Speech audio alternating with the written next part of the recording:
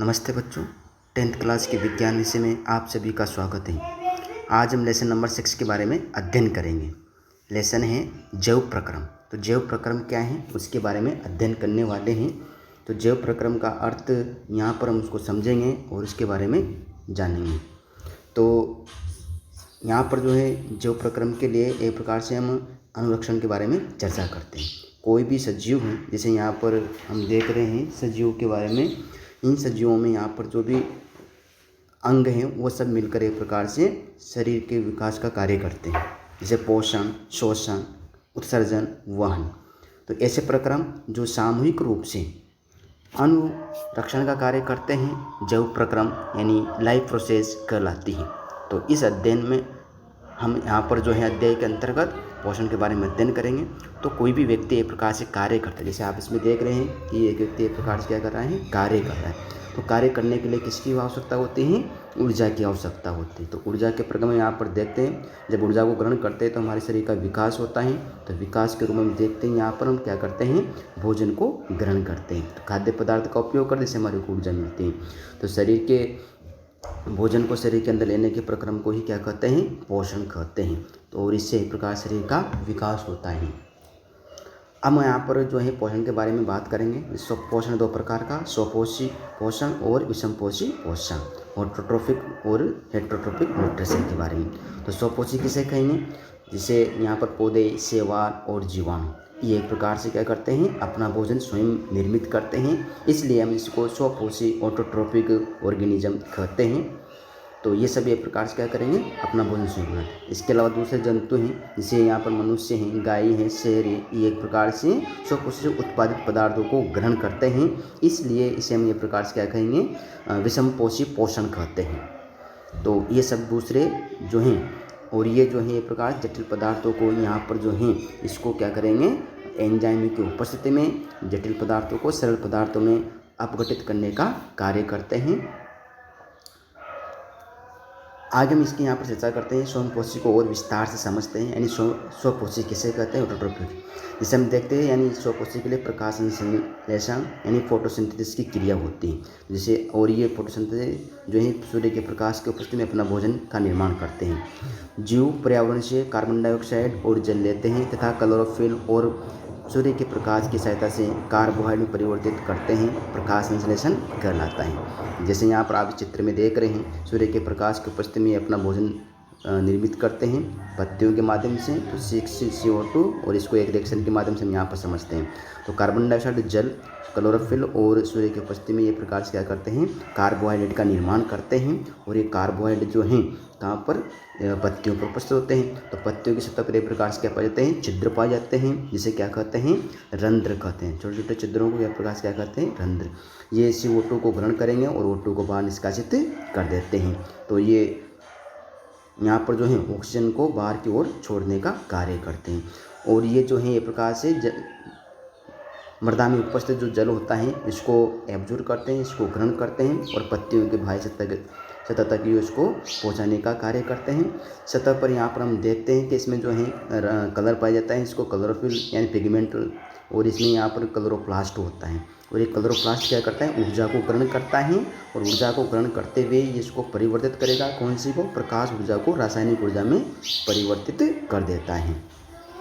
तो यहाँ पर CO2 और H2 यहाँ पर जो है ग्लूकोज का और ऑक्सीजन का निर्माण होता है, यानी इसमें अपघटन स्प्लिटिंग की प्रक्रिया होती है, जिसके फलस्वरूप यहाँ पर हाइड्रोजन और CO2 जो है इसका अपचयन होता है, रिडक्शन होता है, जिसके फलस्वरूप कार्बोहाइड्रेट और ऑक्सीजन का इसमें निर्माण होता है।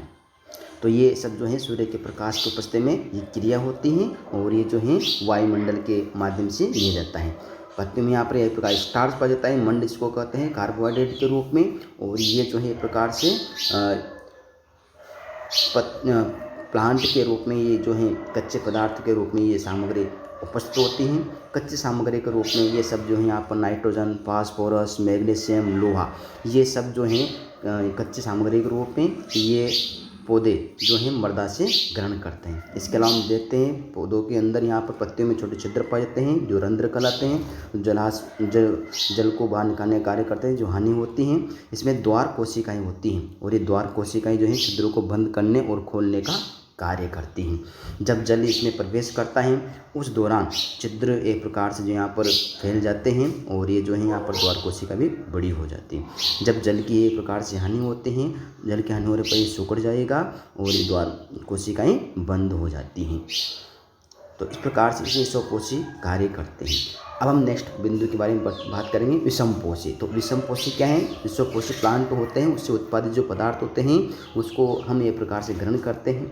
यहाँ पर हम देख रहे हैं जैसे ब्रेड, हिरण और ये जो है एक प्रकार से शेर हैं।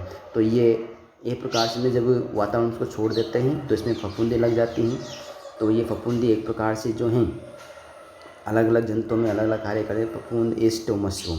तो फफूंद एक प्रकार जब इसमें लगते हैं, इसका जब इसमें प्लांट ब्रेड के अंदर ये क्रिया करेगी, स्वकोशी जो यहाँ पर हैं वो सेलुलोज का पाचन करने के लिए कार्य करते हैं और जो सेलुलोज का यहाँ पर पाचन करते हैं तो ये जो हैं शाकाहारी जंतु अचल होते हैं और भोजन को एक प्रकार से, जबकि ये गतिशील होते हैं, गतिशील पाते हैं। तो ये जंतु एक प्रकार से क्या करते हैं? सेलुलोज का पाचन करते हैं, क्योंकि इसकी शुद्धांत एक प्रकार से कैसी होती हैं? लंबी होती हैं। जबकि जो मांसाहारी जंतु होती हैं, इस मांसाहारी जंतु की शुद्धांत छोटी होती हैं और ये एक प्रकार से क्या करते हैं? मरे हुए जंतु को भी भोजन के रूप में ग्रहण करते हैं। कुछ प्राणी ऐसे होते हैं जो जीवित अवस्था में भोजन को ग्रहण कर लेते हैं। अब हम यहाँ पर एक कोशिकीय सिंगल सेलुलर ऑर्गेनिज्म की बात करते हैं। तो जीवन भोजन संपूर्ण सतह से यहाँ पर ये ग्रहण करते हैं। बहुकोशिकीय जीव, तो बहुकोशिकीय जो मल्टी सेलुलर ऑर्गेनिज्म हैं। तो ये जंतु जो होंगे एक प्रकार से इसके अलग अलग भागों से भोजन को ग्रहण किया जाता है। जैसे हम यहाँ पर बात करेंगे अमीबा। तो एक कोशिकीय जीव है, तो अमीबा अपनी संपूर्ण सतह से एक प्रकार से भोजन को अवशोषित करती हैं। जैसे यहाँ पर हम देखते हैं जब इसके खाद्य पदार्थ के पास में आते हैं तो इसमें अंगुली के समान यहाँ पर प्रवर्ध बन जाते हैं और इन प्रवर्ध को एक प्रकार से जो पादाप या कोटपाद कहते हैं, सुडोपोडिया कहा जाता है। और इसी के माध्यम से जो है ये भोजन को ग्रहण कर लेते हैं और ये संपूर्ण सतह के माध्यम से इसको खाद्य रिक्तिकाओं के द्वारा इसको अंदर प्रवेश करा लिया जाता है और फिर इसका यहाँ पर पाचन कर लेते हैं। तो इसमें उपस्थित कोशिका द्रव्य केंद्रक जो हैं और ये संपूर्ण सतह से ही ये जो है भोजन को पाचित करते हुए अलग अलग यहाँ पर जो है ये बाहर इसको फिर निष्कासित भी कर देते हैं अपचित भोज्य पदार्थों को। अब हम बात करते हैं मनुष्य में पोषण। तो मनुष्य में पोषण की जो प्रक्रिया है, ये शरीर के जो पाचन तंत्र हैं इसके अलग अलग भागों में क्रिया होती है। तो इसमें एक प्रकार से नली समान संरचना पाई जाती है, जिसे हम यहाँ पर आहार नाल एलिमेंट्री कैनाल कहते हैं। तो मुख से लेकर ये गुदा तक फैली रहती है। जब भोजन को एक प्रकार से ग्रहण करेंगे तो किसमें आएगा? ये मुख में आता है। मुख में यहाँ पर दांत होते हैं जो भोजन को चबाने का कार्य करते हैं। इसके अलावा जब भोजन अच्छी तरह से चबाते हैं तो यहाँ पर जीवा होते हैं, इसको दाएं बाएं ऊपर नीचे करने का कार्य करते हैं। इसमें लाला ग्रंथियाँ पाई जाती हैं जो यहाँ पर स्त्रावण का कार्य करते हैं, जिससे भोजन चिकना और लसलसा बनता है, जिससे भोजन को आगे की ओर बढ़ाया जाता है। तो यहाँ पर जो लार एमिलेज होते हैं यानी जो सेलेवरी एमिलेज होते हैं, ये मंड का एक प्रकार से पाचन करते हुए शर्करा में अपघटित कर देते हैं।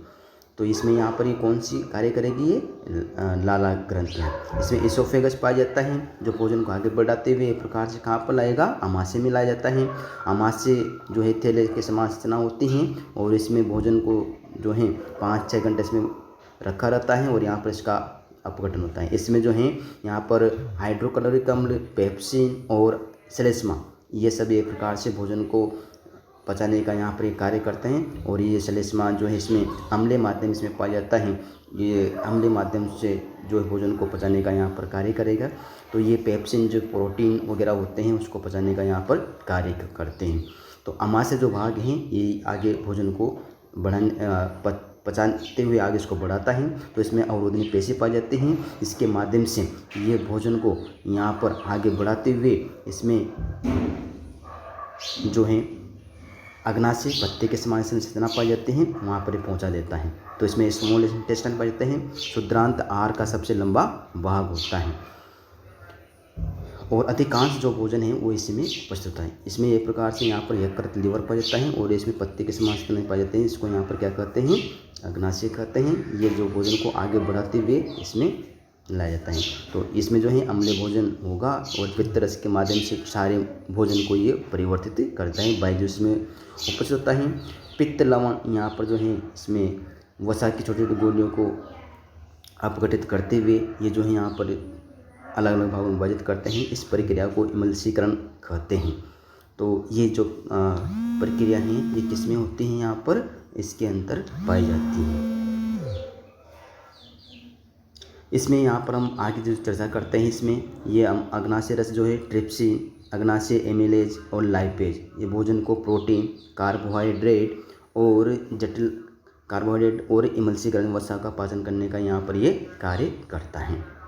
इस प्रकार से इसमें छोटी आंत्रें जहाँ पर जो इसमें उपस्थित होते हैं, अधिकांश भोजन का इसी भाग में यहाँ पर पाचन होता है। प्रोटीन जो आंत्र एंजाइम्स में उपस्थित है अमीनो अम्ल के रूप में, कार्बोहाइड्रेट आंत्र एंजाइम्स को ग्लूकोज में, और वसा जो है यहाँ पर वसी अम्ल में अपघटित करने का कार्य करते हैं ग्लिसरॉल। तो हम कह सकते हैं कि अधिकांश यानी शुद्धांश जो है प्रोटीन, कार्बोहाइड्रेट तथा वसा का पाचन करने में कार्य करती हैं। तो अधिकांश जो भोजन का पाचन कहाँ पर होता है, इसकी छोटी आंत शुद्धांत में पाया जाता है। शुद्धांत में यहाँ पर जो है प्रकार से क्या पाए जाते हैं, इसमें अंगुली के समान यहाँ पर इसमें जो है प्रवर्त पाए जाते हैं, जिसको दीर्घ रोम कहते हैं। और ये पचित भोजन को यहाँ पर जो इसमें उपस्थित रक्त रुधिर वाहिनियाँ होती हैं उसमें ये उसको पहुँचाने का कार्य करेगी। इसमें असंख्य रुधिर वाहिनियाँ यहाँ पर ये पाई जाती हैं। तो इस प्रकार से इसमें जो है दीर्घ रोम यहाँ पर पाए जाते हैं जो उसके अवशोषण सतह को बढ़ाने का कार्य करती हैं। ठीक उसी प्रकार से ये जो भोजन शुद्धांत से होता हुआ कहाँ पर आएगा, बड़ी आंत्र में आता है, जिसको लार्ज इंटेस्टाइन कहते हैं। और इसमें भी एक प्रकार से क्या पाए जाते हैं, दीर्घ रोम पाए जाते हैं। ये जल का अवशोषण करने का कार्य करते हैं, उसकी सतह को बढ़ाने का कार्य करते हैं। उसके बाद जो भोजन है वह इसके अपचित भोज्य पदार्थों को इसमें गुदा मार्ग में लाया जाता है और अवरोधनी पेशी के द्वारा इसको अवरुद्ध किया जाता है। और वज्र पदार्थ जो होते हैं, अपशिष्ट पदार्थ होते हैं, उसको गुदा के माध्यम से बाहर निष्कासित कर दिया जाता है। तो इस प्रकार से आप देख सकते हैं एक पाचन तंत्र के बारे में यहाँ पर बात करी है। तो बच्चों आज हमने ये प्रकार किसके बारे में समझा है, आज हमने इसके पोषण के बारे में समझा है। सभी भैयाओं को धन्यवाद।